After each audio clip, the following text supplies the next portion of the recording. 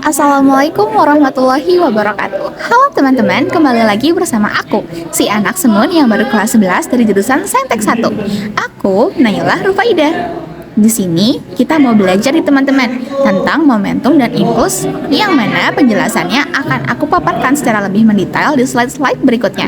Saksikan ya teman-teman. Nah teman-teman, ayo kita mulai.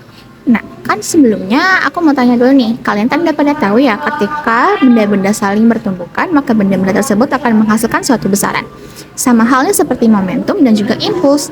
Momentum adalah besaran turunan yang merupakan hasil kali antara massa yang berlambangkan dengan M dan kecepatan yang berlambangkan dengan V, sehingga suatu objek yang menunjukkan kesukaran benda untuk berhenti, yang mana momentum memiliki satuan kilogram massa per second dan dibentuk sebagai simbol P.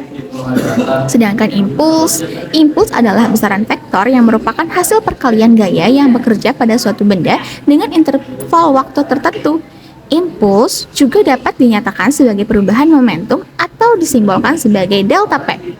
Nah, mereka ini masih keluarga besar dari vektor, yang mana mereka memiliki rumus P atau momentum sama dengan massa dikali dengan V yang merupakan velocity.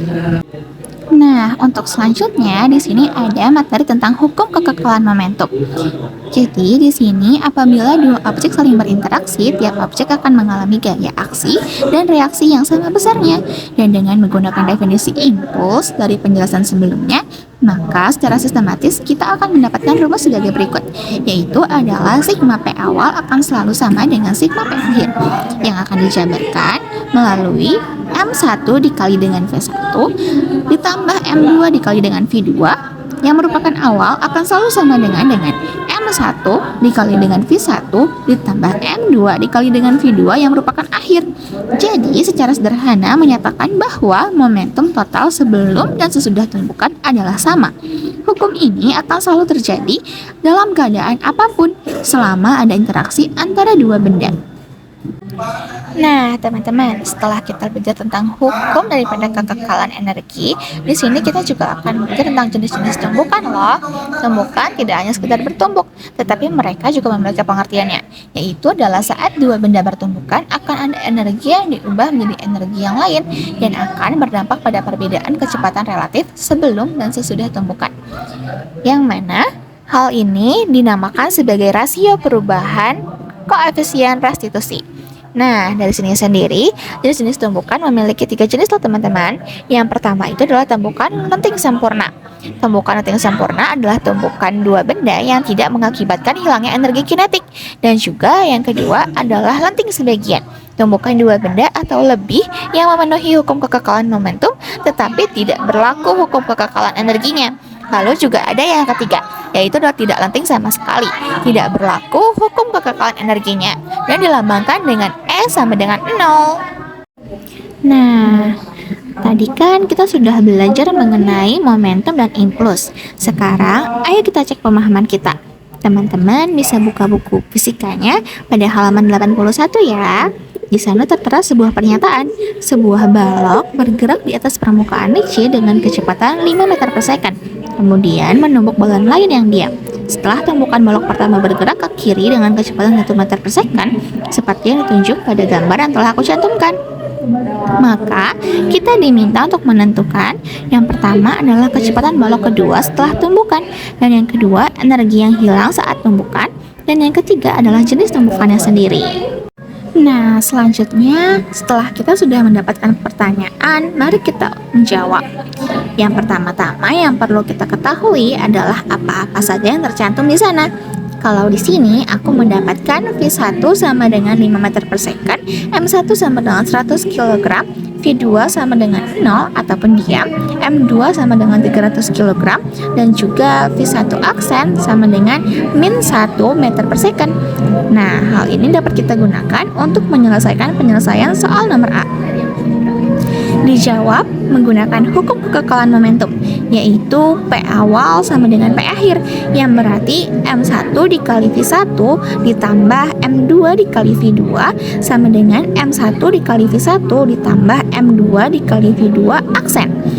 Nah, kalau sudah seperti itu, kita masukkan saja angka-angkanya, yaitu adalah 100 dikalikan dengan 5 ditambah 300 dikalikan dengan 0 sama dengan 100 dikalikan min 1 ditambah 300 dikalikan V2 aksen. Nah, dari sini dapat kita jumlahkan dengan 500 ditambah 0 sama dengan min 100 ditambah 300 dikalikan dengan V2 aksen. Lalu kita sederhanakan kembali nih teman-teman, yaitu dengan 500 ditambah 100 sama dengan 300 dikali V2 aksen. Maka kita akan mendapatkan 600 sama dengan 300 dikali dengan V2 aksen. Maka tinggal kita pindahkan ruasnya saja, yaitu 600 dibagi 300 sama dengan V2 aksen. Maka kalau 600 dibagi 300 hasilnya adalah 2. 2 sama dengan V2 aksen. Nah, selanjutnya kita diminta untuk menentukan energi kinetik yang hilang.